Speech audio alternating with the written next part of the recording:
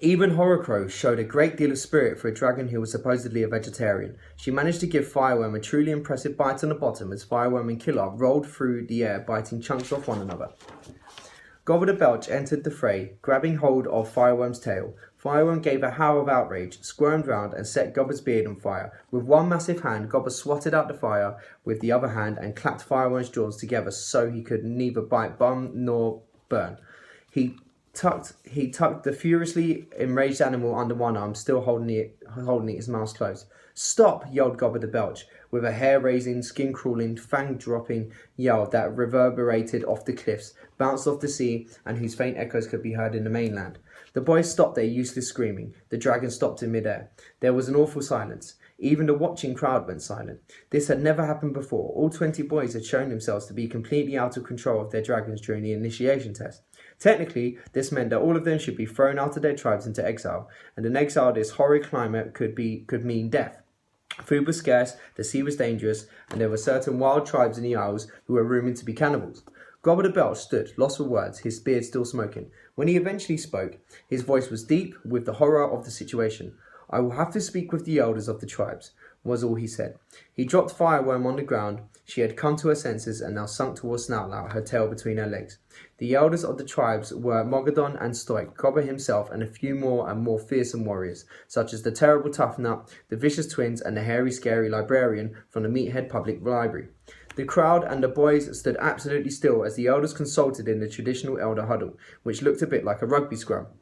Meanwhile, the storm was getting worse. Huge claps of thunder burst over their heads. The rain poured down and they couldn't have been much wetter if they had all jumped in the sea. The elders consulted for a long time. Mogadon got angry at one point and swung a fist at Tough Nut. Twin held on to each of his arms until he calmed down again. Eventually, Stoik came out of the huddle and stood before the boys, who were hanging their heads in shame, their dragon at their feet. If Hiccup had been able to look at his father, he would have seen that Stoik was not his normal, merry, violent self. He looked very solemn indeed. "Novices of the tribes," he bellowed grimly, "this is a very bad day for you all. You have failed the final test of the initiation program. By the fierce law of the Inner Isles, this means that you should be cast out from the tribes into exile forever. I do not want to do this, not only because my own son is among you, but also because it will mean a whole generation of warriors is lost to the tribes. But we cannot ignore the law. Only strong can belong. In case the blood of the tribes should ever be weakened, only heroes and hooligans and meatheads." Stoik jabbed a fat finger at the heavens. "Furthermore," he carried on, "the god Thor is really very angry. This is not the moment to weaken our laws." Thor let out a great crash of thunder as if to underline his point. "Under normal circumstances," said Stoik, "the ceremony of exile would start now, but going to sea in weather like this would mean certain death for all concerned. As an act of mercy, I will allow you one more night of the shelter under my roof.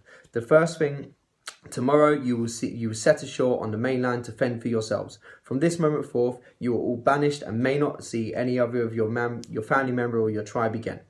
The thunder crashed all around as the boys stood, heads bowed in the rain. "Pity me, for this is the saddest thing I've ever had to do, to banish my own son," Stoik said sadly. The crowd murmured sympathetically, applauding the nobility of their leader. "A chief cannot live like other people," he said. Stoik, looking almost pleadingly at Hiccup, he has to decide what is good for the tribe. Suddenly, Hiccup was very angry. "Well, don't expect me to pity you," said Hiccup. "What kind of father thinks his stupid laws are more important than his own son? And what kind of stupid tribe is this anyway, that it can just have ordinary people in it?"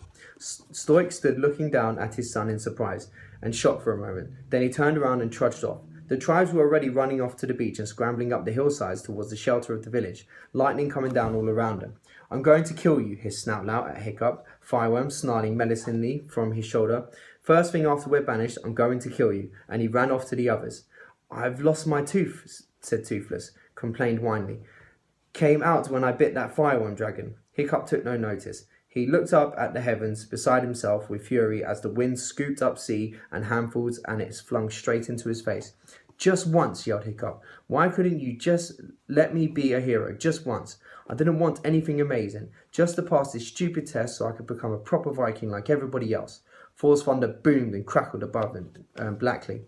"Okay then," screamed Hiccup, "hit me with your stupid lightning. Just do something to show you're thinking about me at all." But there was to be no bolts of lightning for Hiccup. Thor clearly didn't think he was important enough for an answer. The storm moved on out to sea.